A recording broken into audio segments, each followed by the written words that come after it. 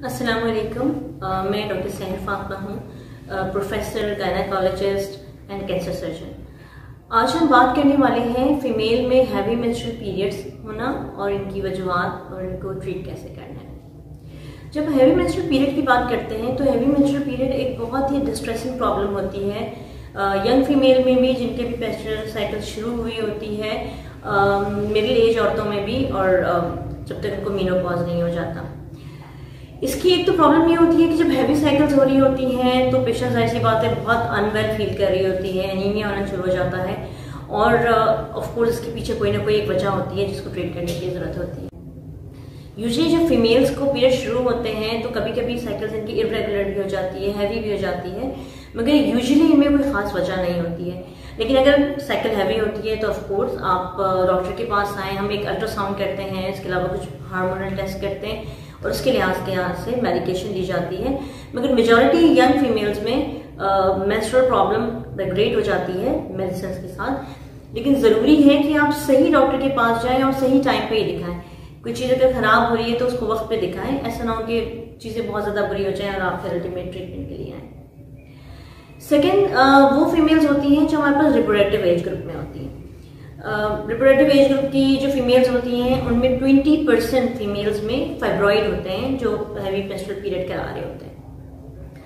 Fibroid अगर आपको कोई प्रॉब्लम नहीं कर रहे हैं, अगर आप अल्ट्रासाउंड कराती हैं और आपको इंसिडेंटल फाइंडिंग में पता चलता है कि फाइब्रॉइड्स हैं और कोई प्रॉब्लम नहीं कर रहे होते तो हम यूजुअली छोड़ देते हैं, उसमें परेशान होने की कोई बात नहीं होती। लेकिन अगर ऐसा होता है कि फाइब्रॉइड सिम्टम्स कर रहे हैं, जैसे आपके पीरियड्स इरेगुलर हो रहे हैं, स्पेशली अगर हैवी हो रहे हैं, इसके अलावा अगर इनफर्टिलिटी की प्रॉब्लम है, बच्चे नहीं ठहर रहे या बच्चा हो जाता है और ज़ाया हो जाते हैं तो ये भी फाइब्रॉइड्स की वजह से होता है। और कुछ प्रेशर सिम्टम हो, जिस तरह अगर तकलीफ हो रही हो, दर्द हो, फीमेल स्पेसिफिक पेन बताती हैं कि लोअर एब्डोमेन में पेन हो रहा है, बैक में पेन हो रहा है, या फिर उनके ब्लैडर पे प्रेशर आ रहा है, उनकी गट पे प्रेशर आ रहा है, तो ऐसी सारी कंडीशन में फाइब्रॉइड को ट्रीट किया जाता है। फाइब्रॉइड्स अगर कोई प्रॉब्लम नहीं कर रहे हैं, लाइक अगर आपको पता चलता है छोटी सी फाइब्रॉइड्स हैं, कुछ भी स्पेसिफिक वजह नहीं है, तो हम यूजुअली उनको छोड़ देते हैं।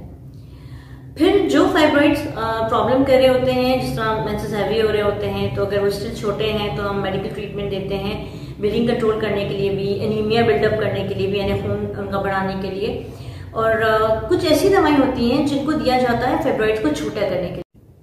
फाइब्रॉइड यूट्रस की मेडिकल ट्रीटमेंट कोई बहुत ज़्यादा इफेक्टिव नहीं है, यानी दवाओं से फाइब्रॉइड यूट्रस यूजुअली छोटे नहीं होते। या तो वो इस साइज के होते हैं कि हम उनको छोड़ देते हैं, वक्ती तौर पे इग्नोर करते हैं और जो हमारा मसला हो रहा होता है उसको इलाज कर रहे होते हैं। कुछ मेडिसिन हैं जो फाइब्रॉइड को थोड़े बहुत छोटा करती हैं, लेकिन वो सारी मेडिसिन ऐसी हैं जो मेनोपॉजल इफेक्ट करते हैं। यानी वो सारी मेडिसिन हैं जिनको देने का मकसद ये होता है कि हम मेंसेस को कुछ ड्यूरेशन के लिए बंद करते हैं ताकि फाइब्रॉइड थोड़े से साइज में रिग्रेस हो जाए, मगर इनके साइड इफेक्ट्स इन मेडिसिन के मेनोपॉजल औरतों वाले होते हैं, यानी उन औरतों वाले जिनके मेंसेस खत्म हो जाते हैं।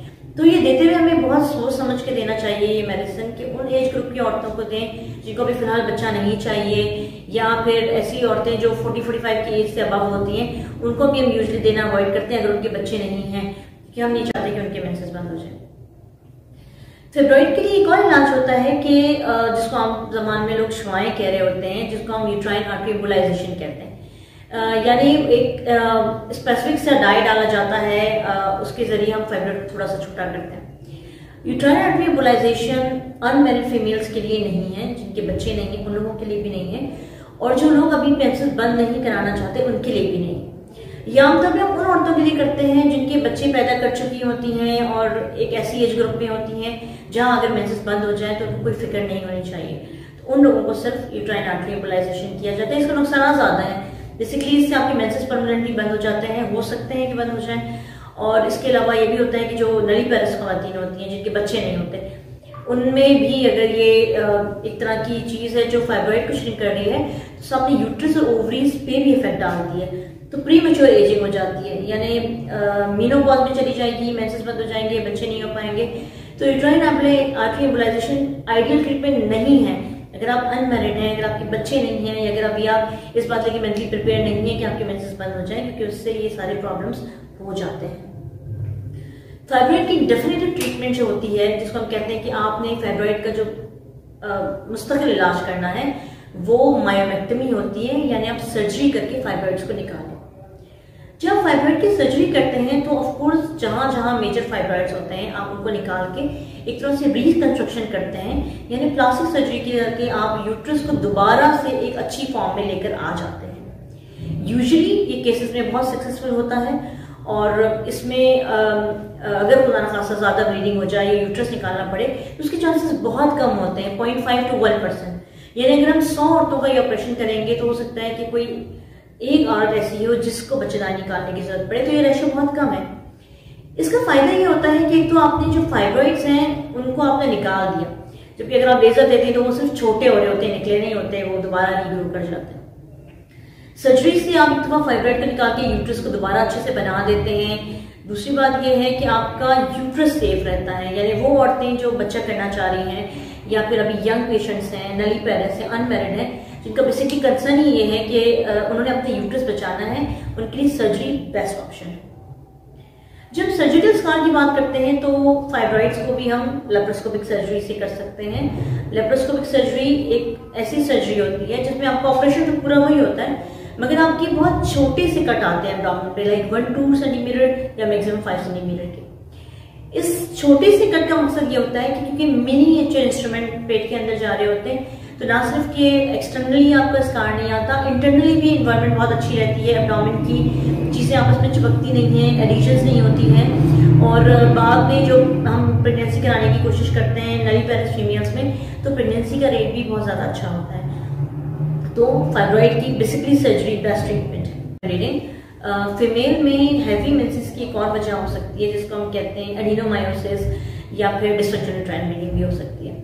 एडिनोमायोसिस फिर एक ऐसी प्रॉब्लम है जिसमें यूट्रस थोड़ा सा लार्ज हो जाता है, हैवी ब्लीडिंग हो रही होती है और इसके लिए बेहतर है कि आप अगर आप चाहते हैं कि इसका अल्टीमेट इलाज करवाएं तो इसमें आपको यूट्रस निकालना पड़ता है। अगर आप ऑफकोर्स बच्चे पैदा कर चुकी हैं और आपको मेंसेस का कंसर्न भी नहीं है तो फिर हम यूट्रस को निकाल देते हैं। सो एडिनोमायोसिस में फिर हम लेप्रोस्कोपिक सर्जरी करते हैं। बहुत दफा लोगों को मिसकॉन्सेप्शन ये होता है कि अगर आप लेप्रोस्कोपिक हिस्टेक्टमी कर रहे होते हैं तो शायद बच्चेदानी पूरी नहीं निकलती, क्योंकि एक मिथ होता है कि 1 to 2 सेंटीमीटर एब्डोमेन पे स्कार था तो पूरी बच्चेदानी कैसे निकली। तो यही this is an state of art surgery और यही तो इस सर्जरी की खूबसूरती है कि हम बच्चेदानी को, अंडेदानी, ट्यूब सब निकाल लेते हैं और आपके एब्डोमेन पे कोई स्कार ही नहीं होता।